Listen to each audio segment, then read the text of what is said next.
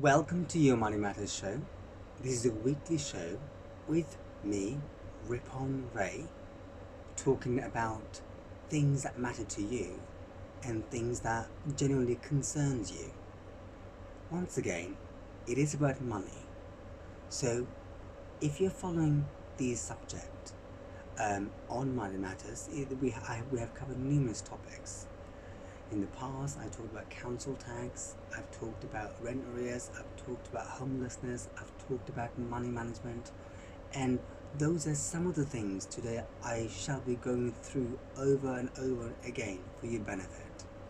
But to be precise, today's topic is about budgeting, i.e., how you look after your money and plan your money in order to live a confident life. And then on the second half of the show, I'll be going into debt and ways of dealing with your debt. And there are types of debt that are around, and I'll be focusing on each of them individually. But before I begin the show, I just want to point out some of the things that Bank of England has recently pointed out. It states that over 72 billion pound in credit card is what us citizens by and large owe to financial institution. Each household in the UK now has on average of £2,688 unpaid on credit card debt, and year on year on average there's an increase of 7.9%. And if we have to compare ourselves to current times to pre-financial crisis in 2008, 24% greater than what it was then when it comes to us being in debt. Clearly in that scenario, we cannot not talk about debt, and we must also nail ways to deal with our money. And in order to help us to take the path and also follow a journey, we have Michelle Turpin Cope, who is a money coach and a money mentor. Michelle, are you in the studio? Good evening, Ripon. Yes, thank you for having me tonight. My pleasure, Michelle. Now, briefly, from your experience of money mentoring and money coach, what does it mean? What is the role? Yeah, to begin with, I was a money mentor first, and you may ask, Michelle was a money mentor. Yeah. So I I became a money mentor after taking a course from Toynbee Hall, a course called Community Money Mentor. So, what does Tommy Hall do? Toynbee Hall, wow! And I hope that all the um, people who's listening nowadays or this particular radio station knows about Toynbee Hall, because they've been around serving every community for the last 35 years to be exact.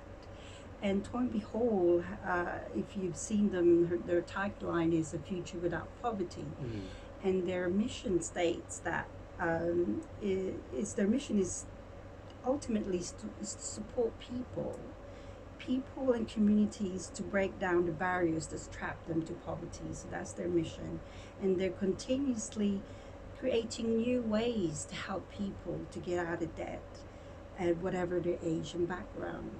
So part of their initiative, which is to give you a bit of a history, part of the Financial Inclusive Tower Hamlets program is where the Community Money Mentor was born.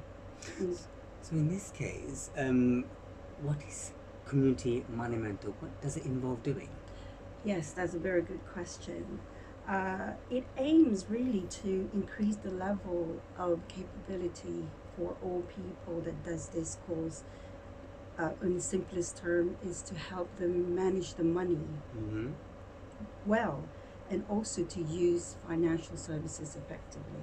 That's it in a nutshell.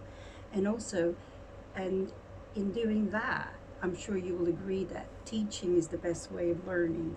So once they've learned all these skills, uh, the aim is to share this knowledge to their families and friends, and ultimately to all the communities who will benefit from this essential skill. So what is the drive for such a scheme? What's the motive behind it? What do you get out of it? I mean, what did you, why did you take part in it in the first place?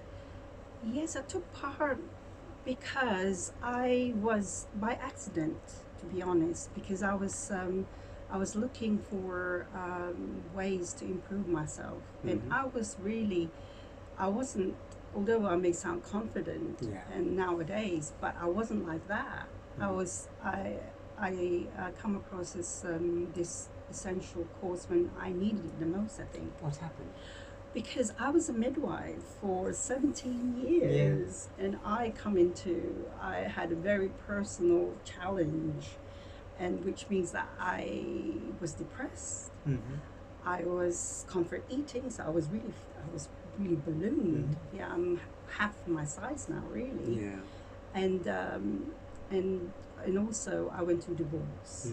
So at that time, I didn't want my profession as a midwife to suffer. So I thought, let me take time off, and which I did. Yeah. So I took time off,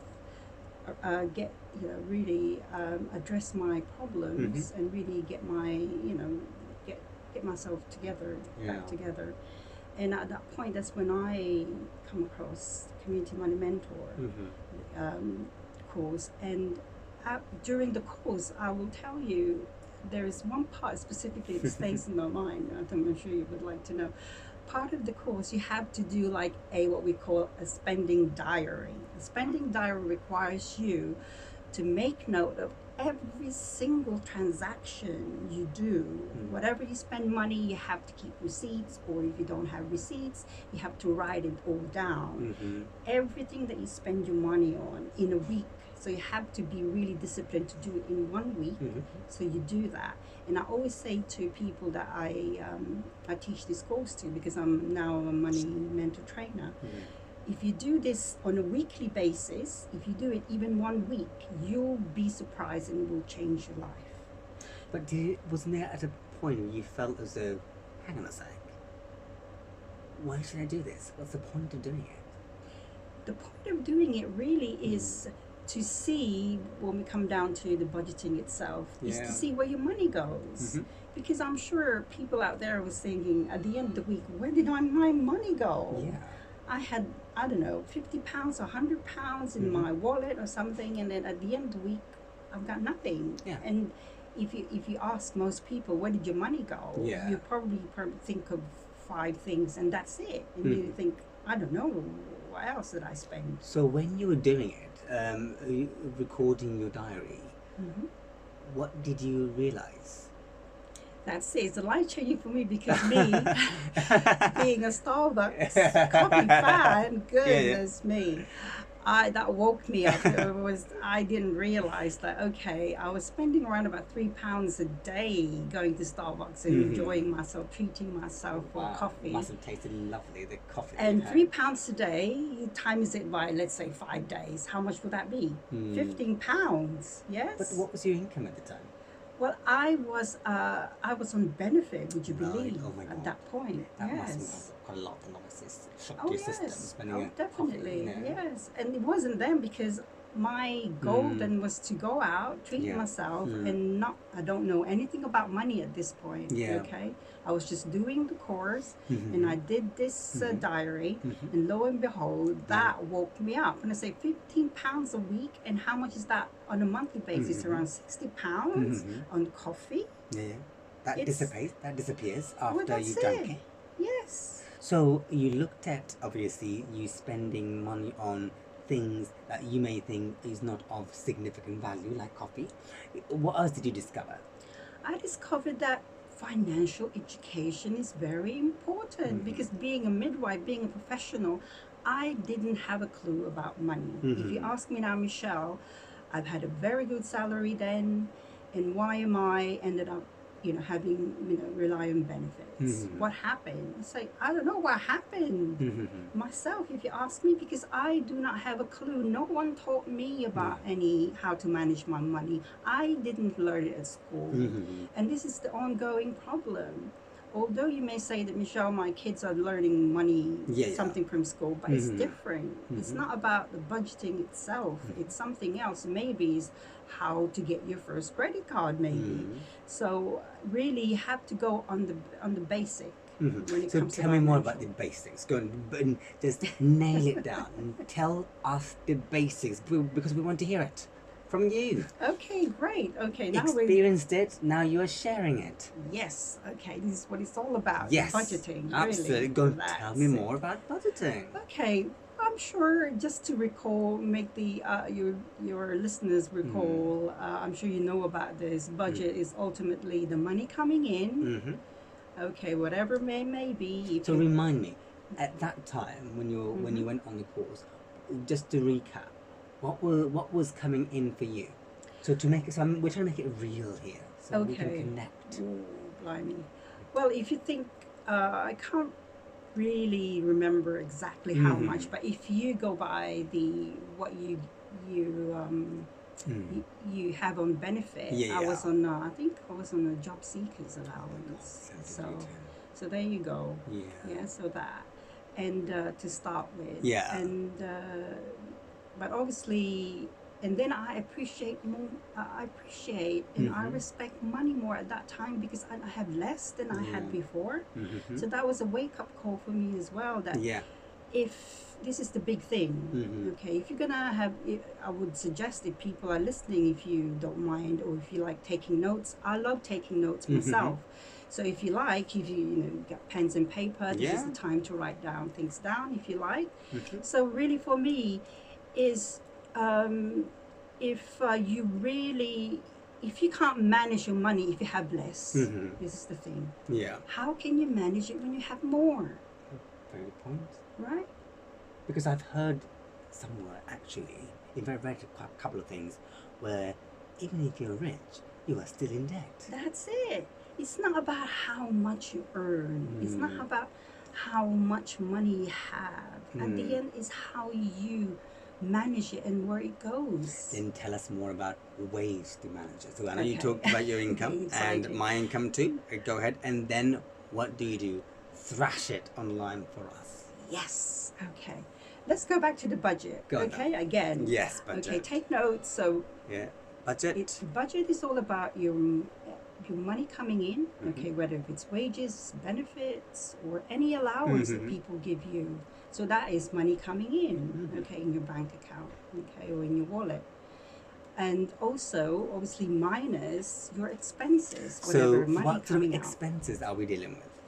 Expenses, I'm sure you have essential expenses, what are they? Necessary expenses, which is you have to pay. Otherwise, you're going to have a big problem, like your rent, obviously. Okay, but obviously, if you have benefits, that's fine. Your rent, if you have a housing benefit, obviously that's already deducted, so you shouldn't really class as the expenses. Yes. Okay, if you do not have to pay it personally yourself, it's not classed as expenses. But if you do, obviously, that's part of your expenses. So we've talked about rent as part of your expense. Is there any other expenses that you can think of? Of course, your utilities, so your electric, gas, your electricity, gas, and all that. So why would you say they're expenses? They're expenses because they are money, anything that comes out of your account, your bank account. Okay, so opposite to what's coming in. So all expenses are money that comes out of the bank account. So we've got rent expenses, we've got gas, and we've got electricity. I suspect we also talk about water.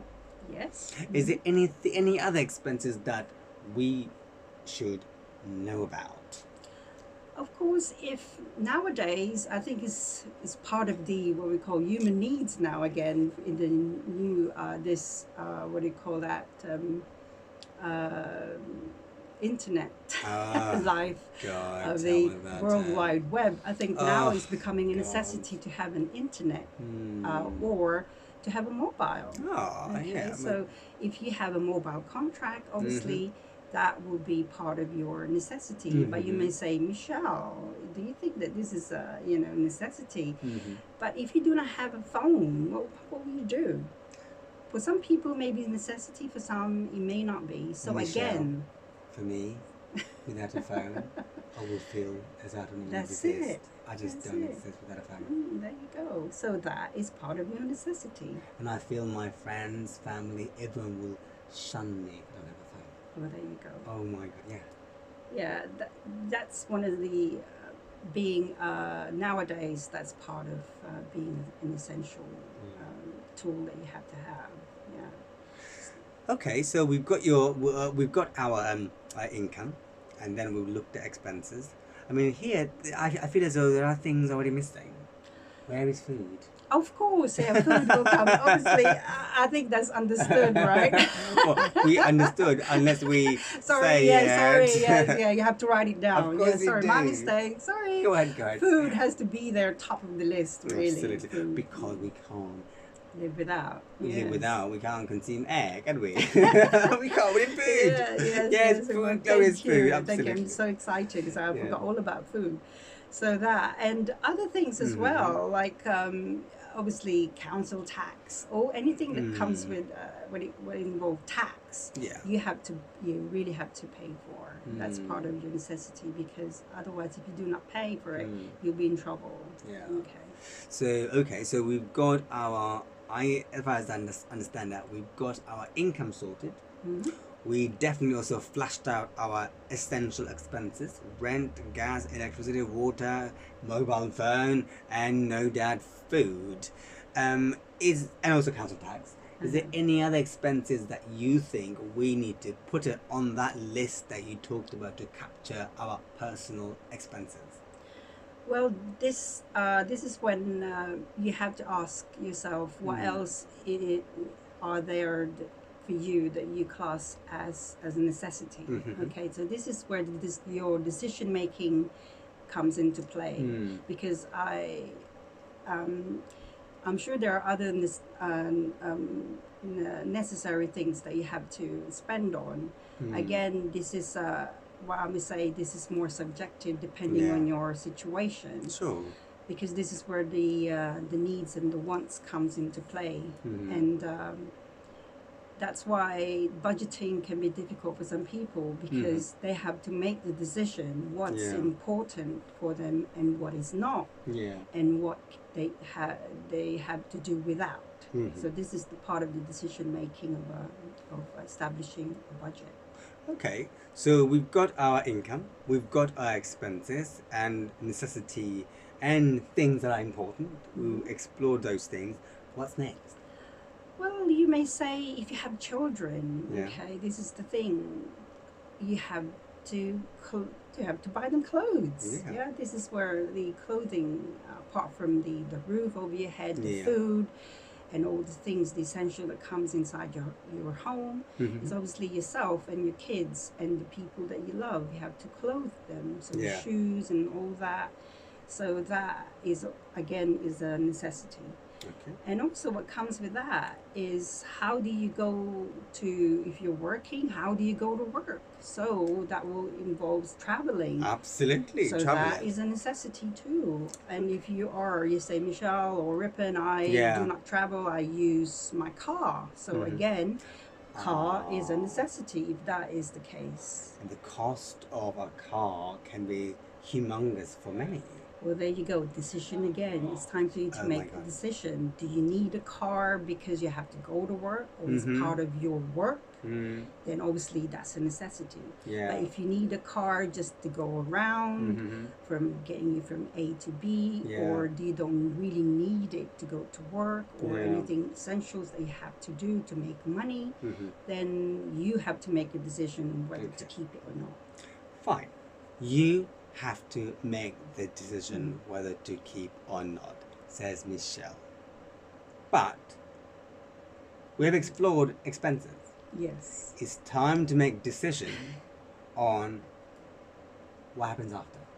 Help us. Well, there you go. So what happens afterwards, really, again, that is the planning side of the budget. Okay, so once you've explored your incomings and expenses, the best way to do that is to write it down. Right. All right. Okay. So remember, I ask every one of you that's listening if you to get pen and paper. So the best way to do your budget is to write it down. Don't just leave it in your head or just say, I know where my money goes. But I bet you 100% of the time you cannot write it down all where your money goes up to the all of it in accurately, like what happens when you have a bank statement. Okay, so either you get print out a bank statement for a month's time, in a month's frequency, and then just have a look at your expenses, and then write it all down, because this will give you an idea of how much you spend on either on a weekly, quarterly, or a monthly basis. Fair enough. So now moving forward from this, we need to think of how we achieve an objective. Okay. So we've done the income, we've done the expenses, we've kept a note and record of things, but how do we plan something whereby we can achieve a goal? Let's say saving for a holiday. Or saving for a fantastic a pair of shoes that you've seen in Selfridges, for example, or even on Amazon. What would you do then?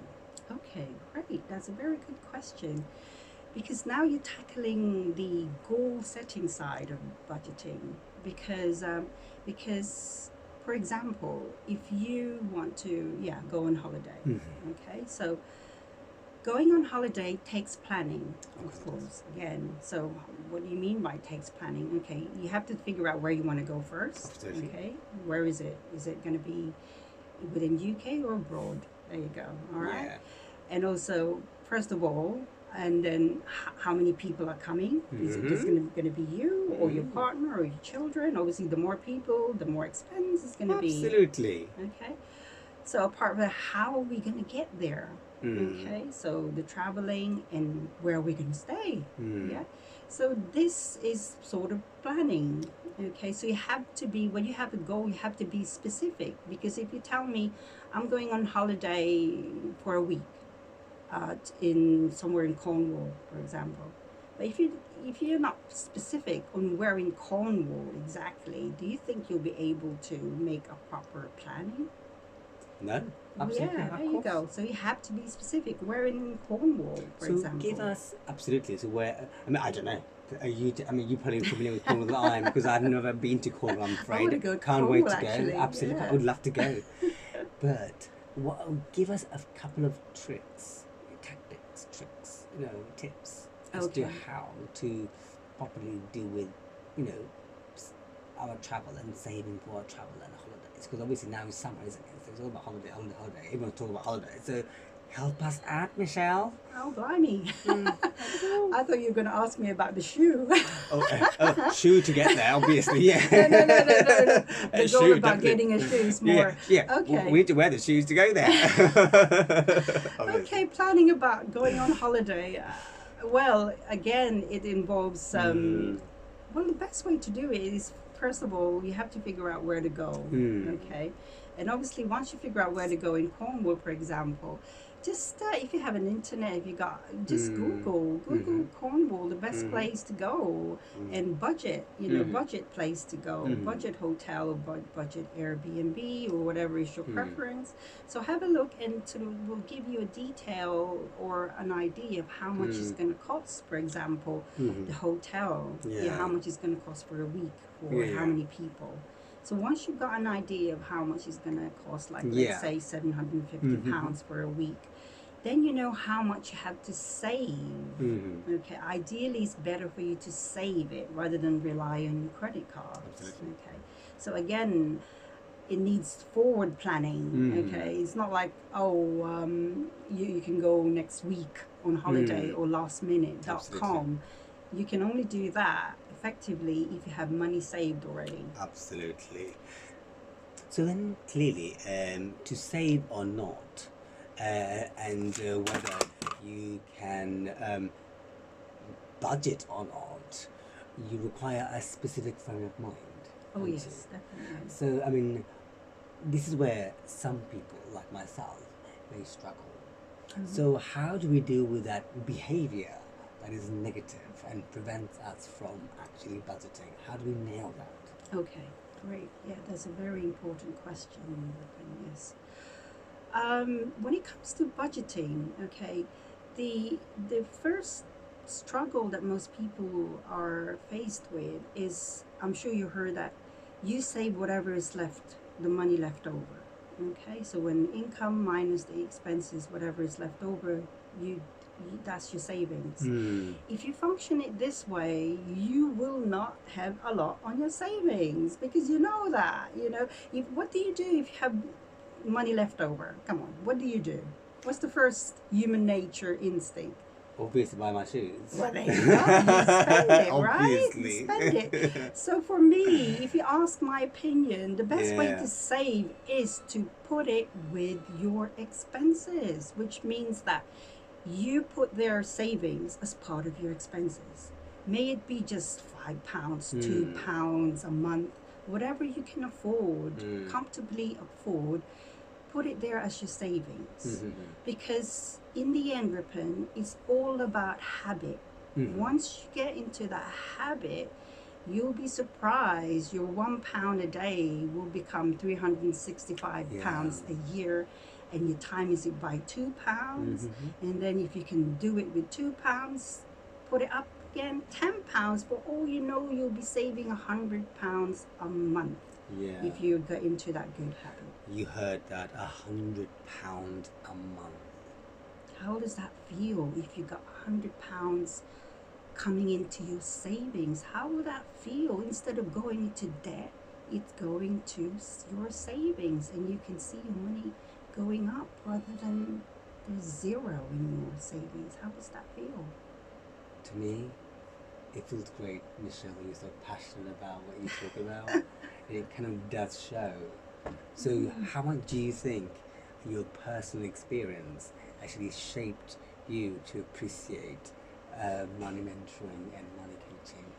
Oh wow! Again, this is why I'm passionate, because financial education and empowering yourself how to manage your money is one of the essential skills I will encourage each and every one of you to explore. And there's courses out there like Community Money Mentor course that you can get in for free. You don't even have to pay for it. All you need to really is to commit, and you don't have to have like any educational background. Or so that's I will encourage each and every one of you to really empower yourself with financial education, and I will promise that if you just do that and invest in yourself, invest in your knowledge, everything else will follow. And one more thing, if I can share with you about goal setting, is if you're one of the people that you're in a lot of debt at the moment and you can't see yourself, or you really can't find a way of saving, is really write it all down and be honest to yourself, and just tell yourself that there's always solution to any problem, always solution to any problem. And your debt, there's always solution for any debt. It's just a matter of managing money, and don't let money manage you. So it's up to you. And in the end, your finances is a personal responsibility. So you owe it to yourself. You can't really rely on other people. It's all up to you if you really want to get out of debt, you can do it. Each and every one of you can do it. Just really empower yourself. Learn. Everything is learnable. It's up to you to commit and learn and do it for yourself. Michelle Turpin Cope, I'm so grateful that you've taken part on the radio to talk about our money and ways to budget with our money. And thank you very much. Thank you. Listeners, I'll be taking a brief break and then come back to talk about debt on your Money Matters show.